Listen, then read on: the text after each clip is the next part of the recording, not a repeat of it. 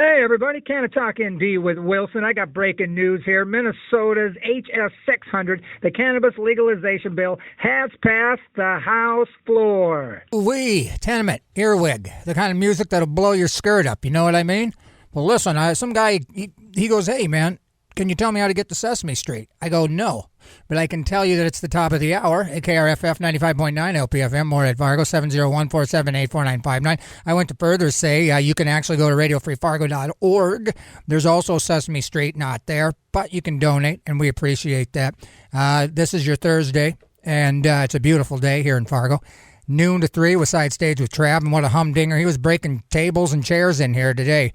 Again, the quality that he puts out from noon to 3, you're just not going to get it during 4 to 5 with Canna-Talk ND with Wilson. But I will talk about cannabis in a positive light. I will tell you the cannabis news that's happening here in the state of North Dakota or the surrounding states, and of course, the world. Because I care, and I want to educate you about the benefits of cannabis, and so that's what I'm going to stink and do.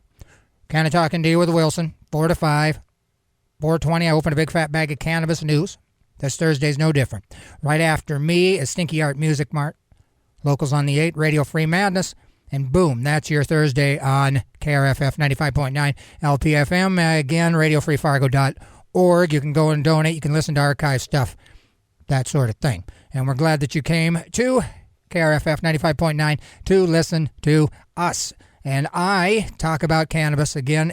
Legalization news, just kind of a positive, and I say spin, but you don't have to spin because cannabis benefits are real. I don't have to lie or embellish. I just got to get the truth to you, to the people, and that's what I do. I got a bunch of news I'm going to talk about at 4:20, and until then, I've got some songs that I'll play you.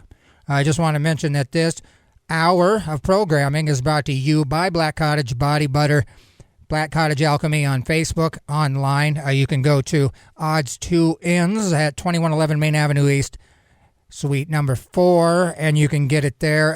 Again, Black Cottage Alchemy does a variety of items, but I focus on the body butter. It's good for pain, inflammation, eczema. All my family members, including me, has used it, and we dig it. And again, that's why I'm promoting it, because I think it's good stuff. I got some in my own home. Foot fungus. Tattoo Aftercare. You got Mabel Kosher Full Spectrum CBD, North Dakota grown hemp. You got hemp seed oil, CBD, mango butter, and the 3 Wisemans, myrrh, frankincense, and the other one. But anyway, they're sponsoring this episode of Canna-Talk ND with Wilson, and I appreciate that. You get over to Tochi Products. They also stock the Becky's Body Butter, and you will find the ND for Freedom, a Cannabis Act petition sitting in there, and please go in. Don't shoplift. Don't do that. Joe don't like that. But buy some things, or he's not going to make you. You can just go in there and sign because we're trying to get cannabis legalized. We left it up to the legislators again this legislative session, and they pooped all over our cannabis progress. They literally set us back some even. And we'll talk about that kind of thing at 4:20. I mean, even Louisiana's making progress. Meanwhile, North Dakota's up here just sitting on our big pile of oil raping the land. So, again, it's a benefit. We want to be able to grow. We need to be able to grow. There needs to be less discrimination around cannabis. It should be, you should be able to grow it next to your watermelons, Leslie. She's a CBD farmer. But you know what I'm saying? So it just shouldn't be looked at the way it is. And again, calling it weed, marijuana, it just kind of, it doesn't help the case. It doesn't help the case. It takes you back to when they created that horrible name for cannabis. But anyway, I also wanted to say this thing to you. The New Life Center helps people who are homeless and hurting go from merely surviving to truly thriving. Their aim is to help people in need discover value and find hope. The New Life Center has evolved into a multifaceted emergency and crisis service center. To learn more about NLC, visit their website at www.fargonlc.org or give them a call at 701-235-4453.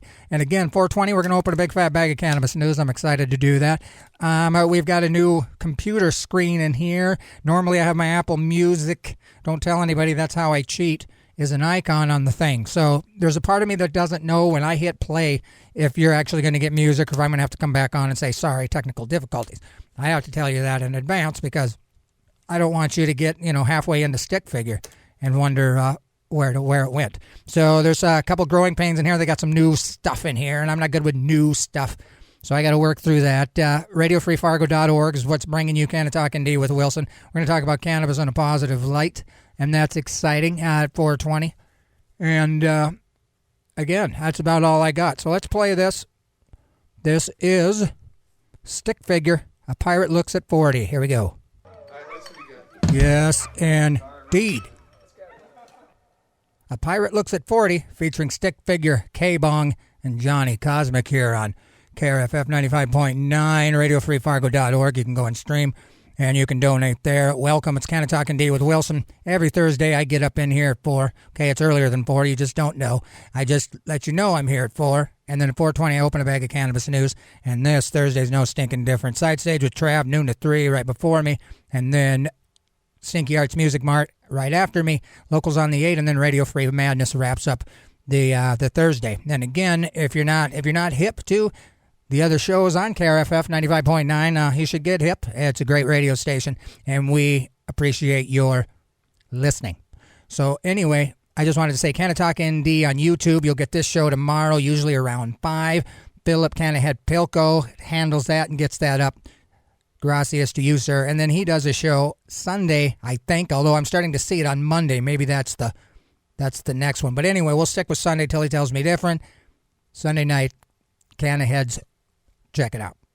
Me, you got Indie for Freedom of Cannabis Act. That's the petition that's being sent around, and it's what you need to get involved in. There's a long way to go. I'm thinking they should be updating that stinking signature counter, don't you think? Huh? Exactly. I don't think it should be where it's at. I mean, is it current? I mean, is the signature current? I don't know. But if it is, it don't look good. So anyway, power to the people. Get over to Orange Records. Get over to Tochi Products and get yourself a signature on the petition that will allow 12 plants, 21 plus, and then licensed business. And again, it's the only thing happening in North Dakota. So if you want cannabis legalized and you're having trouble using the medical route, because I do, then this is the measure you want to get behind. So anyway, I wanted to mention this real quick. Nebraskans for medical marijuana, and I mean cannabis, of course. Yesterday, a bill to legalize medical cannabis in Nebraska failed to advance. The bill was supported by a majority of senators from across political parties in the state, but unfortunately, it was 2 votes shy of overcoming a filibuster. While they hoped that enough legislators would listen to their constituents and do the right thing, yesterday's outcome was not entirely unexpected. So if you're able, please make a contribution of any amount to these guys. Last year, they overcame a pandemic and collected more than enough signatures to qualify their initiative, and she says they'll do it again. And this time we have a one-sentence constitutional amendment that the courts will not be able to overturn. They have a team of legal experts to guide the drafting of complementary statutory language. In short, they plan to replicate the successful model of the 2020 casino gaming initiatives, and that's pretty cool. So it sounds like they learned something, and they're not going to quit. You know what I mean? And that's what I like the most. You can get discouraged in this game. Anytime you're trying to push a rock uphill, it's hard till you get to the top. And cannabis legalization in the state of North Dakota is definitely the huge rock pushing uphill. And again, if you live under a rock, Delta 8's illegal in the state of North Dakota, you're welcome. Okay, I didn't do it. I had nothing to do with it. But anyway, Canna-Talk ND with Wilson every Thursday, 4:20. We're going to open a big fat bag of cannabis news. I've got a couple ditties that I'm going to play here for you. And so I think I'm going to do that now. So first up is brand new with John R. Miller, Faustina. Yo lady, she's shady. JJ Gray and Mofro started that off with Faustina, brand new John R. Miller. I'm kind of digging that. Well, it's about time to do Canna-Talk ND with Wilson. I believe so. So let's get this thing cooking. You're going to hear the sound a little bit. Uh-oh. All right. Well, Yo, it's Wilson from Canna-Talk ND. You know, the super awesome show you're getting ready to listen to. I think you should go and subscribe to the YouTube channel. I'll wait. Okay, enjoy the show. Stop at the clean out the seeds, huh? Hello, everybody. Canna-Talk ND with Wilson. Every Thursday, I get in here, 4:20, we open a big fat bag of cannabis news, and that's what's getting ready to happen right now. And I'm just doing the cursory welcome. And there's a lot that I can talk about. So I'm not really sure how we're going to go about this because I've got a bunch of stuff we can talk about, you know, because I talk about cannabis in a positive light. So there's a lot happening, except, you know, there's not a lot happening in the state of North Dakota. And if that's where you're from, well, you would like me to tell you that something is happening when it comes to cannabis legalization. And in fact, ND for Freedom of Cannabis Act, the people-driven initiative, that needs a lot, that needs a lot more to do, needs a lot of help. The more people makes it more of a reality. So get on that. Orange Records, Tochi Products here in Fargo, as far as I know. I know there's other places. I'm just not in the loop. So anyway, do your part. Look into it in your town, Indie Cannabis Caucus, and get wherever there is and sign. And if there's nobody doing it, you do it. And then that's all I'm going to say about that. Again, Orange Records, Tochi Products. You can get there and sign the Indie for Freedom of Cannabis Act petition. The only thing that's happening for you when it comes to cannabis progress in the state of North Dakota. Now, Minnesota, exciting. And I've been following it. It went through like 12 committees, and today it's going to get the House vote. Now, I could tell you it's going to pass because people say it will. And it went through all of those committees to not pass, at least in the House.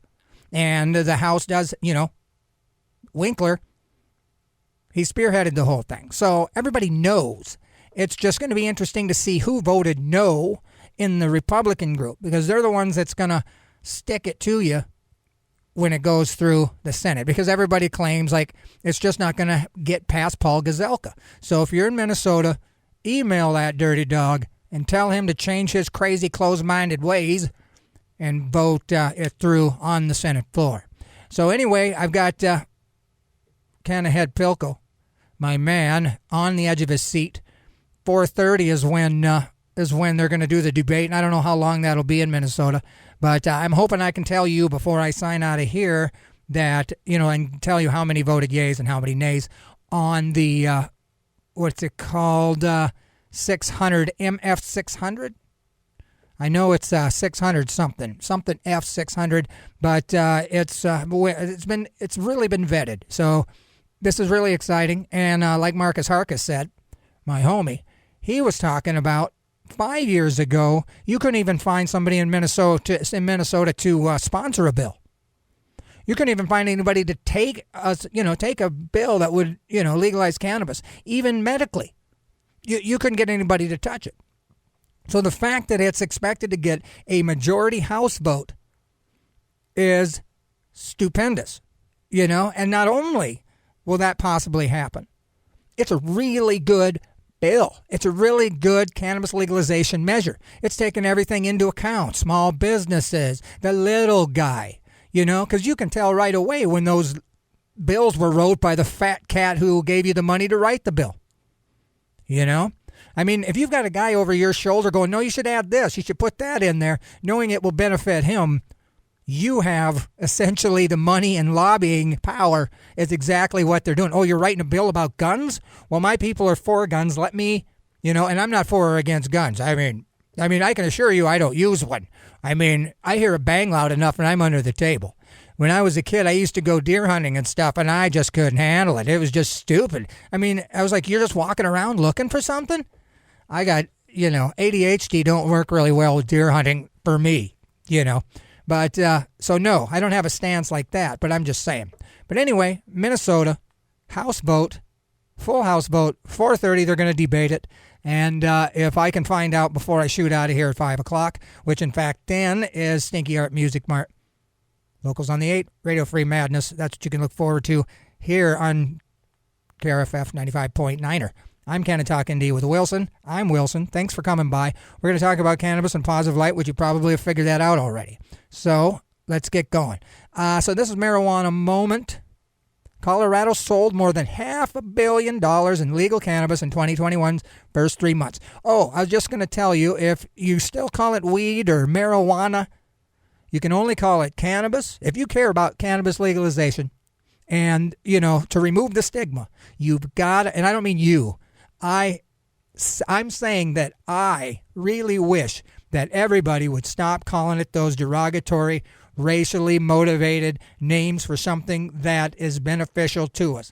It shouldn't, inflict pain on a racial minority. It shouldn't be used as negative connotation. That's what I'm saying. And cannabis is what it was called back when it was doing good. All right, so let's just go back to that. So I'm always going to read it as cannabis and not anything else. But anyway, where are we at? Colorado sold more than $1 billion in legal cannabis in 2021's first 3 months. So anyway, $500 million in the first quarter of 2021. In all, cannabis sales were over $560 million between January and March. More than $10.5 billion in marijuana has been sold in Colorado since it legalized in 2014. These sales translate into over $1.7 billion in tax revenue that goes towards public schools, infrastructure, and local government programs. DOR compiles its monthly cannabis sales reports by adding the state's medical and recreational sales together, so that's cool. Cannabis sales reached $207 million in the month of March alone. In exchange, the state collected $39.6 million in taxes. State law requires 71% of the total to be remitted to the Cannabis Tax Cash Fund, a budget account that is statutorily required to fund health care, health education, substance abuse prevention, and treatment programs and law enforcement. The remaining 29% is then subdivided between the state public schools and the general fund. So, meanwhile, the Cannabis Tax Cash Fund received over $16 million, and the general fund received $3.5 million. So, come on. Isn't that crazy? So, anyway, there's a part of me, I want legislators to smell the money, because that's what motivates people, sadly. You know, not that it would circumvent a lot of the nasty pills that the pharmaceutical companies are spitting out. I mean, again, you don't hear about healthy living, you know, watching your caloric intake, getting sun, D, zinc, the orange juice. You know, nobody, where do you hear all that? You know, because, I don't know, I suppose nobody wants to be told that they're fat. You know what I'm saying? Because who does? You know, but that's really probably a good defense against some of these things that would otherwise take you down. You know, and cannabis fits into that, fits in that perfectly. It doesn't take away from your body, it gives to you. So anyway, what was I talking about? So anyway, Louisiana smokable medical cannabis bill heads to Senate floor as recreational legalization vote delayed again. Now, this Louisiana thing is pretty cool. It's pretty cool. And anyway, a bill to legalize smokable medical cannabis for patients that already passed the Louisiana House was approved in a Senate committee, sending it to full chamber for a final vote. Let's see here. I don't want to talk about that one. Sorry. Let's go over here. Okay, so Louisiana. This is from Normal. House lawmakers advance cannabis decrim legislation. Members of the Louisiana House of Representatives have approved legislation to remove the threat of jail time for low-level cannabis possession offenses. House Bill 652 was approved by the House of Representatives. Tuesday night was a 67-25 vote after receiving unanimous approval by the House committee. House Bill 652 reduces the penalty of the possession of up to 14 grams of cannabis for first time, as well as subsequent offenses, to a $100 fine only, while there would be no possibility of jail time under the bill. These offenses would still be classified as misdemeanors. Separately, House Bill 699, which would legalize and regulate adult use cannabis and allow for limited personal cultivation, is scheduled for debate on the House floor on Tuesday, 5/18, so we'll talk about that on Thursday. A separate bill that would legalize adult use cannabis with a focus on social equity, House Bill 637, is awaiting action from the Committee on Administration of Criminal Justice, where it's scheduled for a public hearing on Wednesday, 5/12, so I didn't really hear about that.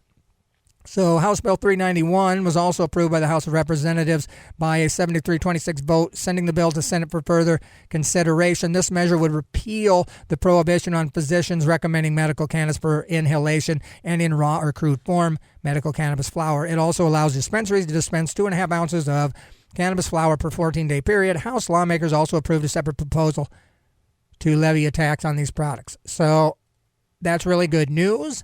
I really enjoy that because, again, Louisiana is deep down in the Bible Belt, and a lot of Republicans voted on it. And, again, a lot of Christians, because I think, you know, I don't know. I don't want to sit here and brag about my relationship with the man upstairs, you know. I don't want to sound like I'm better than everybody. I mean, I am. Just kidding. But you know what I'm saying? But it seems like this is, I don't know. I mean, I want to tell a Christian, well, pray about it. Why don't you pray and see what God thinks about it specifically? You know, because I care. Because I want to be in cahoots with the man upstairs. I don't want him not liking me. You know, this is kind of the new me. You know, so it's interesting in Louisiana how if I wanted to argue and fight online, it would be the Christians in Louisiana who seem to think this is a horrible thing to legalize, like really horrible. You know, and then I think, well, man, Illinois now sells more cannabis than alcohol. I talked about it last week. I mean, is that a win? I think that's phenomenal. I mean, it's like telling you, like, a group of people stopped eating, 80-20 hamburger and started eating, lentils. I don't know, horrible example. But you know what I'm saying? I mean, if now there's more people buying cannabis than alcohol in the state of Illinois, doesn't that tell you the health, healthiness of Illinois? It tells me that Illinois is going to start making better decisions all the way around because cannabis helps. And again, when I was really into drugs, cannabis wasn't the thing that told me to not go out. Cannabis said, hey, you haven't slept for a while. Maybe you should stay home. Maybe you should use that last $5 and go get a couple sandwiches. But if I didn't do it, well, then I'd be out. You know what I mean? It's a good kind of it keeps your chi in Zen, as it were. So I'm surprised, but deep down in the Bible Belt, I think they just see it as sin, and I don't know how to convince them it's not sin, because I don't know. I use it medically, forget about it. So this is interesting. This is from March 10th, 2020, but it's kind of interesting. Louisiana cops just busted woman who paid bail with cash that smelled like weed. So let's read that for fun, and then we'll keep cruising. Pro tip, don't use obvious drug money to bail a drug dealer out of jail. Oh, and don't bring drugs onto prison grounds. And again, it's cannabis. It's medication, So it's really nice to see that Louisiana, even Republicans, and the decrim, that's phenomenal. That really is. Let's give Louisiana decrimming cannabis for once a hand. Oh. Okay, so a Louisiana woman who attempted to bail an inmate out of jail just got herself thrown in that very same jail for trying to pay with cash that smelled strongly of cannabis. Last week was in March last year. Last week, 34-year-old Stormy Lynn Parfait went to the Terrebonne Parish Criminal Justice Complex. Now, I mean, Stormy Lynn Parfait, doesn't that sound like a super decadent milkshake? That blows up at the bottom with chocolate? But anyway, in order to post bail for an unnamed inmate who is being held on narcotics charges, Parfait paid the $5,000 bond in cash, but as she left the building, a jail supervisor noticed that the cash had a stinky stink to it, a strong odor of the stink. So a detective caught up with Parfait in the jail parking lot and used the weed-scented cash as justification to search her car. Inside, police found $39,868 in cash, alongside 96 Klonopin pills. Well, of course, every time I've ever seen a large amount of cash at my place, came with 67 Klonopin pills right next to it. It's like ham and cheese. It's like ketchup and mustard. If you've got $39,868 in cash, you usually have 96 Klonopin pills alongside it. It's Murphy's Law. So anyway, cops also found a food stamp card that did not belong to Parfait. Well, I'm thinking maybe Parfait isn't a real name, sir. Maybe the name on her food stamp card might be her real name, like Susie McGee, instead of this Stormy Lynn Parfait sandwich. But cops took the woman into custody and then issued a warrant to search her house. After obtaining a warrant, cops searched Parfait's home, located on Bon Jovi Boulevard, I didn't make that up, in the tiny town of Gray. Inside, police found 4 unattended children who were turned over to a relative. Investigators also found a serious stash of drugs, 3.5 ounces of weed, 5.6 ounces of cocaine, 704 tizanidine muscle relaxers, 2 more Klonopin, and a bottle of promethazine, a prescription sleep aid. Cops also found digital scales, packing equipment, and another $945 in cash. Authorities charged Parfait with possession with intent to distribute marijuana, cocaine, and Klonopin. The woman was also charged with 4 counts of illegal use of controlled drugs. Now, I wonder if she's still in jail. That was March 3rd of last year. In many states, the odor of weed is no longer a legitimate justification for research, and we'll talk about that here in as far as New York goes, because that's playing in. And depending on what side you are, gun or no gun, we'll see. We'll talk about it in a second. But anyway, in many states, the odor of weed is no longer legitimate justification for a search. A recent study found that cops often use weed odor to justify a search. I would argue that cops, specifically in South Dakota, would pretend that there's a weed odor to justify a search. I mean, I wouldn't even put it behind them if they would throw a little bit of weed in your car just to smell it. You're like, oh, that sounds like something corrupt cops would do. South Dakota, in my opinion, are the most corrupt cops next to what? Chicago in the old days? The French Quarter in 97? I don't know. But anyway, Judges in Massachusetts and Pennsylvania have recently ruled that weed odor is not acceptable probable cause for a search, and Miami police officials have directed officers to stop using cannabis odor as an excuse for searches because cops cannot smell the difference between legal hemp and illegal pot, and that's it. That's it.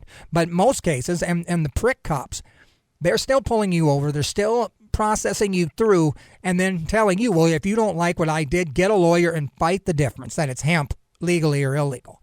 And that's what usually happens. So that was just kind of an interesting thing I wanted to read because it's kind of a thing as we're cruising along. So let's talk about that. This is from the New York Post. Up in Smoke, it's called New Weed Law Leads to Drop in Gun Busts. NYPD sources says this from May 11, 2021. New York's recent decision to legalize cannabis has led to an alarming drop in gun arrests. At the same time, shootings are surging across the Big Apple, the Post has learned. Under NYPD enforcement guidelines outlined in a March 31 memo that cited the new pot law ban, cops are banned from searching a vehicle's trunk just because they smell pot or cannabis during a traffic stop. The, quote, sweeping changes, which took effect immediately, also prohibit cops from searching anyone just for toking up almost anywhere that cigarette smoking is allowed. Now, that's great. All cannabis advocates, and even ones that aren't, are going, yeah, great, good. What's the problem? But large numbers of gun busts have typically been made by cops who smell fresh or burnt cannabis after pulling over a car, according to NYPD sources. So just think about that. I don't know. I don't want to say it's sneaky media, but there's something funny about it. I can't put my finger on it because I would think cops prohibited from searching is great. Who in their right mind would say I can keep the cops from searching my vehicle for a reason that used to be, you know what I mean? So, large number of gun busts have typically been made by cops who smell fresh or burnt cannabis. So last year, 33% of all gun possession arrests resulted from vehicle stops, with a majority of those involving cannabis. Before the new law went into effect, that number rose to 45% this year. NYPD statistics show that there were a total of 1,409 gun arrests, or an average of 108 a week from January 4 to April 4. That during the 5 weeks that ended May 9, most of which were covered by the new pot law, there were just 209 gun busts, so down from 1,400, cutting the average of more than half to just 53 a week. At the same time, shootings during April skyrocketed 166% to 149 from 56. So the past week also saw shootings more than double to 36 from 15 compared to the same period last year. That grim tally included 3 innocent bystanders, which is sad. 4-year-old girl, Sky Martinez, rest in peace. So the suspect in that case, Farrakhan Muhammad, a 31-year-old CD peddler, was allegedly aiming at his brother when he opened fire at the crossroads of the world. So these laws are handcuffing cops and creating a Wild West environment where everyone carries a gun and settles their problems on the spot with a shootout. So what do you think? Here's an example. A .380 caliber pistol was seized after cops stopped a car at Lorimer and Borum Streets for having excessively tinted windows around 7 p.m. Cops smelled weed and the driver became very agitated, so the cops searched him and his passenger, who was carrying a gun. So a .45 caliber pistol and a revolver was seized after cops stopped the car for failing to signal, and cops saw some weed in plain view, and the car was impounded and searched. So that is really stinking interesting. So I never thought about it. I never thought that. Well, so what do you guys think? I mean, I don't want people driving around with guns that could, head to somewhere and rob, but I don't want to say, well, let's go back to illegalizing cannabis so they have a reason to search for the harder crime. I think they should just become better cops at figuring out how to bust the bad guys. Seems to me like they've been using cannabis busts as a crutch to do their job to protect and serve. Seems like, and I would imagine South Dakota's even worse, that they used, and people always, I've known that for years, that the smell isn't always a smell. They make up the smell. They say, ooh, I smell something. And whether they do or not, they're the cops. You can't say nothing. So they search your car and then they find something that they would have never found in a routine traffic stop. So cannabis legalization has prevented them from going any further from a cannabis smell, which is fantastic. But now they're talking about how they can't do a good job. That they're essentially implying that New York isn't as safe now because they can't look further in a vehicle that smells like a medicine, which is legal. All right? So just think about that a second. That seems crazy to me. You know, it really does. You know, and I don't know. So anyway, the Minnesota floor is still on roll call. It'll be probably 5:30 before the vote happens because they gotta say it on the floor, I guess. Someone might call for debate. And again, I don't think it will. I think it's going to sail right through. But so anyway, be thinking about that. Good vibes and prayer to Minnesota and that the House floor does the right thing and legalize cannabis, or moves it to the Senate floor, which is going to have a tough time. But again, you guys in Minnesota is bugging Paul Gazelka. I know you are. So who knows? You know, we just don't know. But anyway, DEA, and here's another interesting thing. DEA, this is this is Normal Magazine. DEA, cannabis-related seizures, arrests increased in 2020, and that's not like crappie flopping seizures. That's like, you've got something, I'm going to take it, whether you like it or not. That's what seizure is. So anyway, Washington, D.C., this was posted May 6th of this year. Federal law enforcement agents and their partners seized over 4.5 million cannabis plants and made nearly 5,000 cannabis-related arrests in 2020, according to the annual data compiled by the U.S. Drug Enforcement Agency. According to the figures, agents and their partners confiscated approximately 5.54 million cannabis plants, a nearly 20% increase over 2019. Law enforcement also reported 4,900 cannabis-related arrests, up slightly from 2019 when they reported 4,718. Both figures are down significantly from a decade ago when the DEA seized over 8.7 million marijuana plants. But and annual figures have largely been declining since that time.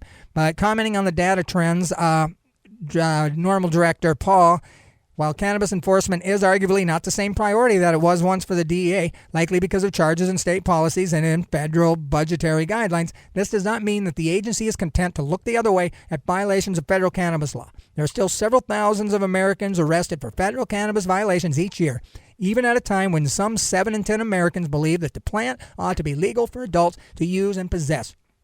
So we've created these protect and serve groups that turned on us. I mean, just listen to New York. Listen to them cops talking. They're saying, your town isn't safe anymore. There's people with guns that we couldn't stop.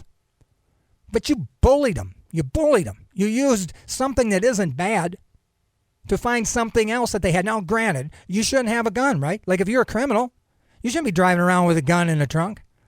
But cops shouldn't use the low-hanging fruit, the obviousness, because in the same instance, what happens now? I mean, they concentrate. So there ain't no smell. Now it'll blow your face off. Those diamonds, whoo, buddy. No smell, but it'll spin your top. And you could easily, like if you were going to OD on a particular cannabis, and that's another thing that's changed, the strength. The strength is definitely more. So that hasn't been, I mean, what's the testing that's done? That if you went back to the good old 6% versus the 91% bubbler, 4-foot bubbler, you know what I mean? I don't know. I don't think you'll die, but I'm thinking you may want to, you'd feel like it. You know what I'm saying? But anyway, just think about that. The cops now are complaining, and they're trying to make the people in New York feel unsafe because they can't detect criminals if they can't bully you. If they can't come up with stuff to get in your car, they don't know how to get in your car.